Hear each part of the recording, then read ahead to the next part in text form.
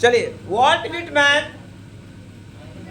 की बहुत सुंदर, बहुत खूबसूरत, बहुत नाइस पोएम है ये, song of my self. Song का मतलब गाना, सॉन्ग का मतलब गाना, और माई सेल्फ मैंने खुद, ये खुद का गाना। क्या आप खुद के लिए गाते हो? आप गाना खुद के लिए गाते हो? क्या आप जिंदगी को खुद एंजॉय करते हो? बहुत से लोग जिंदगी गुजारते नहीं है। किसी सवाल करो, क्या कर रहे हो?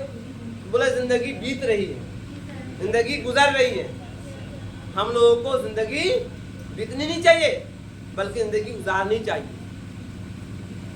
लाइफ गुजारो। और लाइफ कब गुजरेगा? अच्छा, जब आप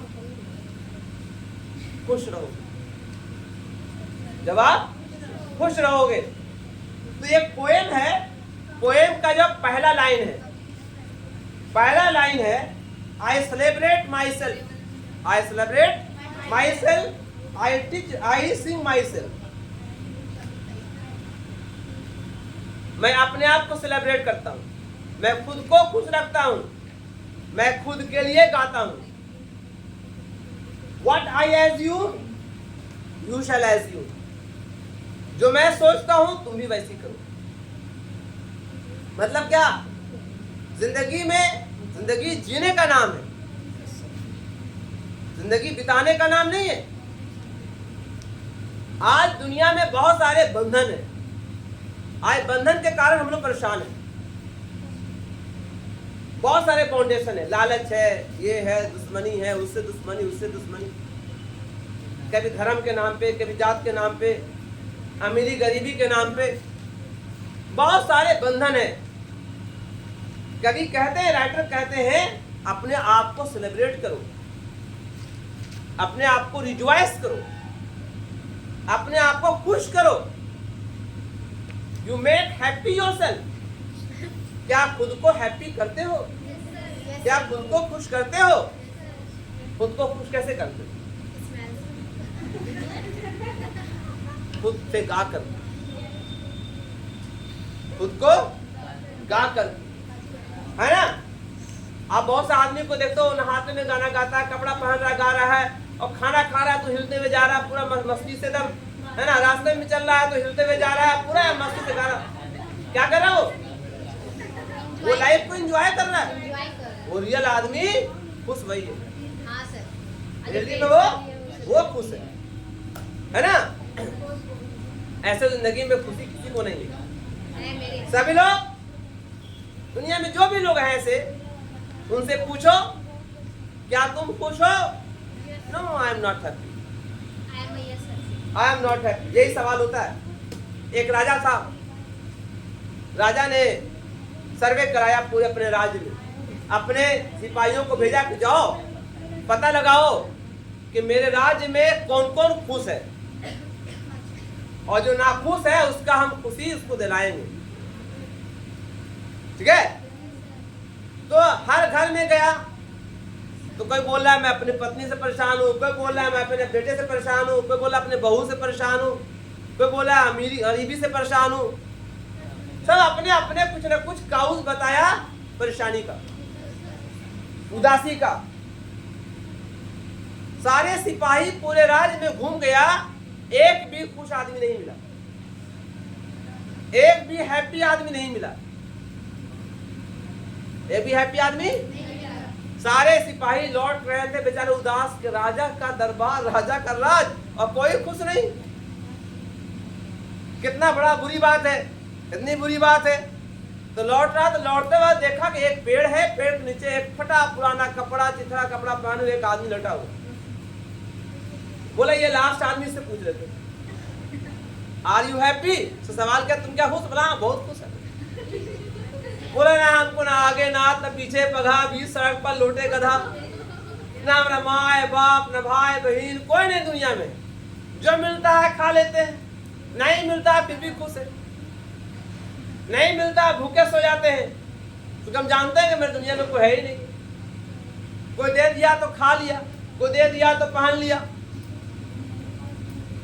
तो सिपाहियों ने उसे पकड़ा और कहा चल मेरे राज के दरबार में। राजा के पास ले गया। राजा को बोला कि हुजूर आपके राज में सिर्फ यही एक आदमी खुश है, बाकी सब आपके यहाँ उदास है, बाकी सब आपके यहाँ उदास है। तो राजा इतना खुश हुआ कि राजा ने उसको बहुत सारे तोहफे, तहाइफ, गिफ्ट दे दिया, पैसा दे दिया और दे करके उसको भी आप उदास कर दिया। है? उसको पैसा आया, उदास हो गया। तो दुनिया में जो पैसा जो है यही उदासी का कारण है। तो कवि कहता है कि what I assume you shall assume. ठीक है, my body has made of blood and molecules बना। किसे बना हुआ? ब्लड से बना हुआ, मॉलिक्यूल से बना हुआ। कहते हैं, आगे कहता है every atom belong to me, good belong to you. जिस चीज से तुम बने हो उस चीज से हम भी बने हुए। तुम मिट्टी से बने, हम भी मिट्टी से बने हुए। तो हम खुश है, तुम खुश काहे नहीं? इफ आई, है ना, if I am made of soil and you are made of soil, we are both brother. जो एक ही मिट्टी से बना हो, एक ही एटम से बना हो, तो हम लोग भाई हैं, भाई बहन है। तो फिर क्यों आपस में दुखी, क्यों आपस में जलन एक दूसरे से, धर्म के नाम पे, जाति के नाम पे? तो कवि कहते हैं कि बी हैप्पी। ठीक है, जिंदगी को लोभ करो। लोभ मतलब घूमो, चलो, फिरो, एंजॉय करो। ठीक है, दुनिया में जो भी आपको है दुख है, उसका कारण है जो रुकावटें, धर्म के नाम पे रुकावटें हैं, ये सब मेन कारण है। ठीक है, चाहे वो गर्मी का मौसम हो, चाहे जाड़े का मौसम हो, जहां चाहता हूं सो जाता हूं, जहां चाहता हूं चल पड़ता हूं, है ना, कोई फिक्र नहीं है। और मैं ये उम्मीद रखता हूं कि उस वक्त तक चलता रहूंगा जब तक मौत ना आ जाए। मैं उस वक्त तक खुश रहूंगा जब तक मौत ना आ जाए। ठीक है, तो आपको भी मौत तक ऐसे करते रहना चाहिए। ये मान्यताएं, ये विचारधाराएं, जो उसूल और ये नियम कानून, सब क्या है? सब रुकावटें हैं। These are the obstruction of our society। आज यही कर्म को लेकर के हम लोग नाखुश रहते हैं। बेटी की शादी करनी है, बाप नाखुश है, नाराज है, बेचारा टेंशन में है, रात में नींद नहीं आ रही है। कायला 5 भरी सोना देना है ना, है ना, 5 लाख रुपया कहां से लाऊं? हाँ जी, बारात को खिलाना है ना, 100 बारात आ रहा है, ये तो टेंशन है।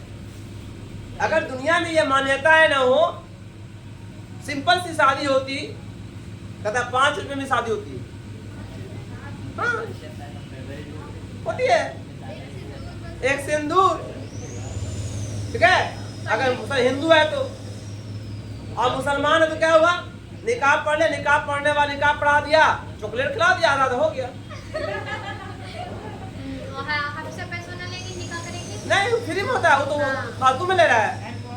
वो जो नहीं, जानवर क्या होता है, जानवर हम कुछ भी दे दिया। आपके समय में नहीं लिए थे, लोग सर भरी देर के समय में ले रही हैं। तो अब आप अलग बात हो गया।